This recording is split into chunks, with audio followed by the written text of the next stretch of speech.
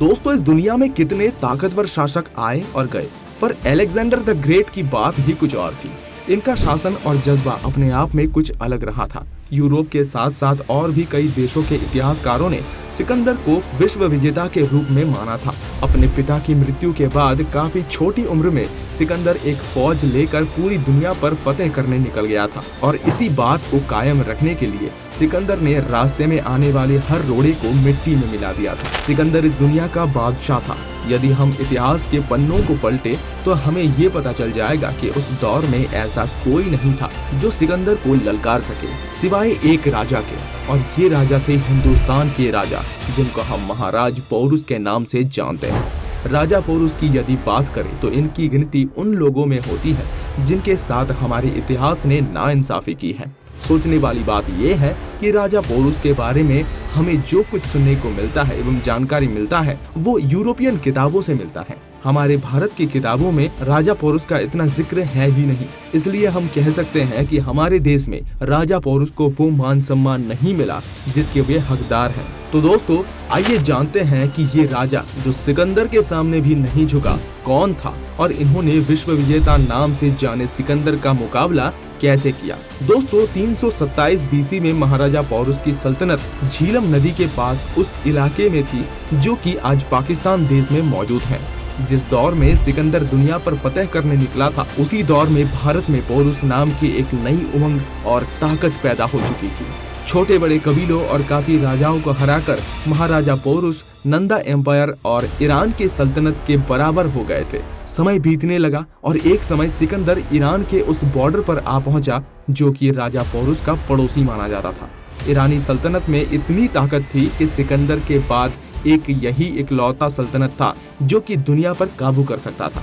यही कारण था कि सिकंदर इस सल्तनत पर जीत पाना चाहता था। सिकंदर और ईरानी सल्तनत में कई बार जंग हुई। कई बार सिकंदर ने ईरान के बादशाह को बहुत बुरी तरीके से हराया था। आखिरी बार सिकंदर ने ईरान के बादशाह दारा को इतनी भयानक तरीके से हराया था कि न केवल दारा की सारी फौज उजड़ गई बल्कि उनके काफी सारे सिपह सलार भी खत्म हो चुके थे। ऐसे कठिन परिस्थिति में एक शर्मसार हार से बचने के लिए दारा ने पड़ोसी राजा पोरुस को एक खत लिखकर उनसे मदद की भीख मांगी। ये खत पढ़ते ही राजा पोरुस ने हाथियों का एक बड़ा सा समूह ईरान के राजा की मदद के लिए रवाना कर दिया। पर सिकंदर इन सब से एक कदम आगे निकला। उसको पहले से ही पता था कि मदद आने वाली है, इसलिए मदद पहुंचने से पहले ही उसने दारा के ऊपर इतना घातक हमला किया कि उसकी बची हुई फौज का भी सर्वनाश हो गया।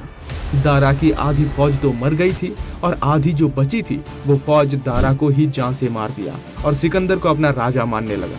लेकिन राजा पोरुस द्वारा भेजे गए हाथियों के इस गुट को देखकर सिकंदर समझ गया कि अभी ईरान के पार भी एक बहुत बड़ा सल्तनत है जिस पर उसको काबू करना है, क्योंकि यही वो सल्तनत है जो कि सिकंदर के विश्व विजेता बनने के सपने को रोक सकता है। ईरान पर काबू कर लेने के बाद सिकंदर अफगानिस्तान के रास्ते से भारत की ओर निकल पड़ा। भारत में प्रवेश करते ही तक्षशिला के राजा अंबी ने सिकंदर का बहुत ही भव्य स्वागत किया। राजा अंबी ने पोरुस के साथ शत्रुता निभाते हुए सिकंदर को आने वाली जंग के लिए कुछ हाथी और हथियार और सैनिक भी दिए। पोरुस की हो रही सफलता से जलने वाले इस आलसी राजा ने पोरुस के खिलाफ सिकंदर का पूरे मन से साथ दिया था। सिकंदर ने राजा पोरुस तक भी अपना एक दूत अपने संदेश के साथ भेजा। उसमें लिखा था कि यदि राजा पोरुस सिकंदर को अपना राजा मान लेता है तो वो बिना लड़े ही वापस चला जाएगा और साथ ही पूरे आजादी के साथ राजा पोरुस को अपनी हुकूमत चलाने देगा। राजा पोरुस एक योद्धा थे। सिकंदर के इस प्रस्ताव को इन्होंने स्वीकार नहीं किया और इसी के कारण सिकंदर आग बबूला हो गया और तुरंत राजा पोरुस पर हमला करने के लिए निकल गया। लेकिन बीच में आ रही उफानते पानी से भरी हुई दरिया झीलम को पार करना सिकंदर के लिए बिल्कुल आसान नहीं था। लाख कोशिशों के बाद भी सिकंदर झीलम को पार करने में असमर्थ रहा। वही नदी के दूसरे किनारे राजा पोरुस अपने सेना के साथ सिकंदर का इंतजार कर रहे थे। काफी इतिहासकार ये मानते हैं कि फौज के संदर्भ में राजा पोरस का पगड़ा भारी था, यानी कि पोरस की फौज सिकंदर के फौज से ज्यादा ताकतवर थी। यही नहीं, राजा पोरस के पास 350 ऐसे हाथी भी थे जिनको बस जंग के लिए ही तैयार किया गया था। काफी सारे छोटी छोटी झापड़ के बाद एक रात अपने सूझबूझ के कारण सिकंदर इस नदी को पार करने में सफल हो गया। नदी को पार करते ही सिकंदर का सामना राजा पोरस का एक छोटी टुकड़ी से हुआ, जिसका नेतृत्व राजा पोरस का बेटा कर रहा था। इस छोटे से फौज को सिकंदर ने बड़े ही आसानी से हरा दिया और फिर उसका सामना हुआ राजा पोरस से। शुरू में तो सिकंदर पोरस पर हावी होता गया और जंग को एक तरफ खींच रहा था, लेकिन पोरस के हाथियों को जंग के मैदान में उतारने के बाद पूरा पासा ही पलट गया। सिकंदर की फौज पहली बार हाथियों का सामना कर रही थी, जिसके कारण उसकी फौज में अफरा तफरी मच गई।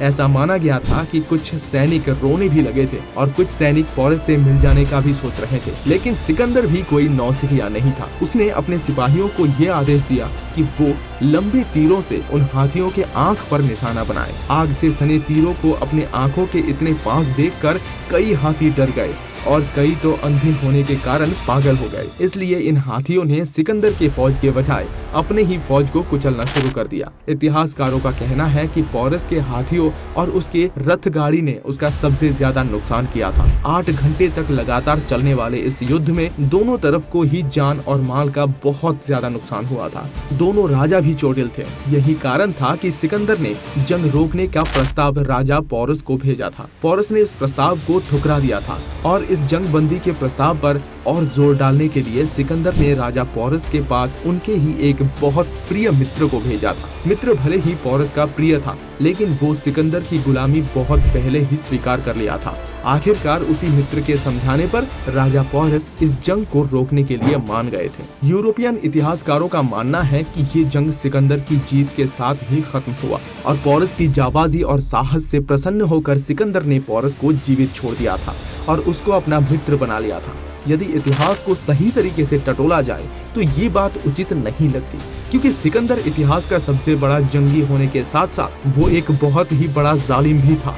उसने ऐसे कई लोगों का कत्ल किया था जिसको उसने मित्र माना था। तो वो भला पोरस को, जिसने उसकी फौज को बहुत ही भारी नुकसान पहुंचाया था, कैसे उसे छोड़ सकता है? इसलिए इतिहास के ज्यादातर विशेषज्ञों का मानना है कि जंग बराबरी पर खत्म हुई थी। सिकंदर की फौज को इतना नुकसान हुआ था कि वो अब भारत के अंदर आने का लायक भी नहीं रहा था और उसे लौटना पड़ा था। तो दोस्तों, ये थी सिकंदर और वीर राजा पोरस के जंग की कहानी। ऐसे ही हिस्ट्री से संबंधित वीडियोस को देखते रहने के लिए इस चैनल को लाइक और सब्सक्राइब करें और अपने विचार हमारे कमेंट बॉक्स में जरूर बताइए। धन्यवाद।